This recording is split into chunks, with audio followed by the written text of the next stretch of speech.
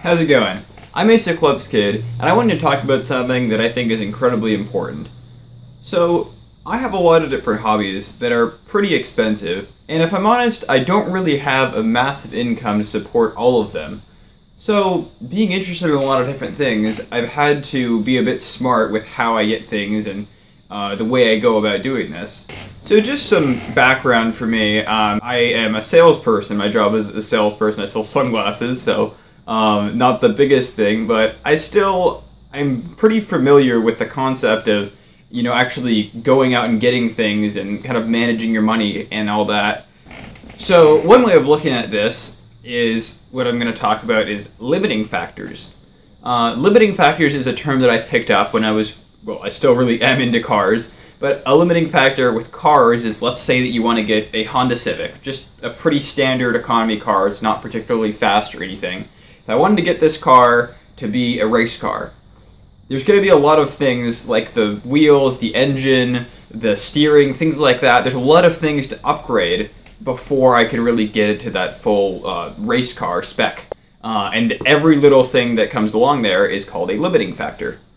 I like looking at things like this because it really helps me pinpoint exactly what I need. If I am looking at getting a laptop, let's say my primary computer, so to speak, is my phone. And this is limiting me because I can't really type things on it very well. I can't really watch movies on it. I can't do other kind of stuff that I want. And it's just not powerful enough for school or whatever I might be doing. So I look at those things that are wrong with my current device, and then I basically turn them into things that I need for my new device. It's not complicated at all.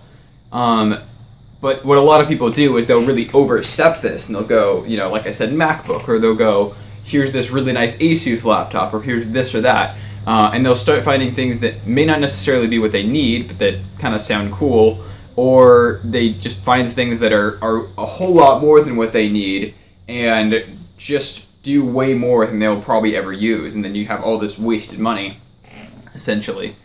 So, really, the kind of things that are wrong with your current device are what you need from your next device. With my first car, it was a really terrific example of it was a piece of crap. And it had a whole lot of miles on it. It didn't look very good. It was a whole heck of a lot of fun to drive, but it was honestly starting to cost me more than I had paid for it, just in repairs, and it was just this thing I didn't want to have around.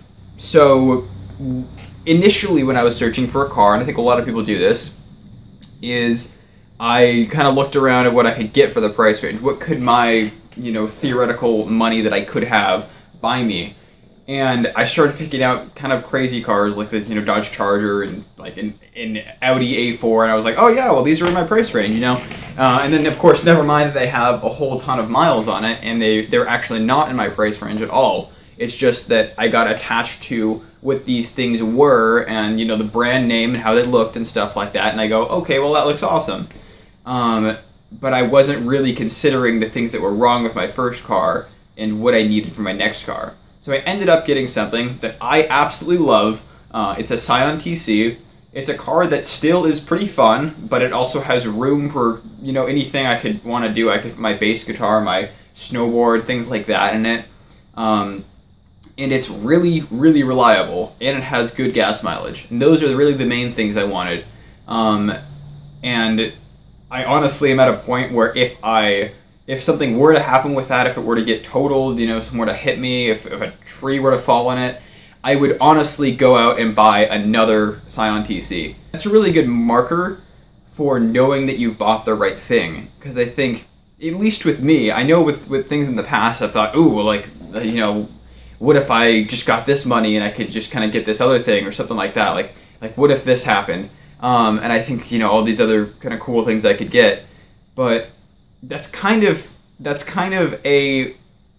big red flag that you've got something for the wrong reason. You're just kind of playing around, and that's not necessarily a bad thing, but if you're a little bit more tight on money like I am, or if you're gonna rationalize that you need something because it's holding you back, then you shouldn't just be kind of playing around with the sort of fun gadgets and stuff that you should buy. You apply this in some way to your life. Of course, you don't have to look at things like I do with limiting factors. There's a lot of different ways to see this, but the basic idea I think is really solid. It works for me really well. Whatever works for you is also, it's absolutely fine. But I think that a lot of the times we make the mistake of saying that there's one solitary thing that's holding us back. And sometimes that we just can't afford that kind of thing, that we'll never be able to get there. And the truth is that even if you have a really big goal, I wholeheartedly believe that you can achieve it if you just are smart about it and you shop used, things like that. You really save your pennies. I think where there's a will, there's a way, and whatever you want to do, you can get. So I hope this was useful or helpful to some of you guys. Thanks for watching, and I'll see you around. Bye.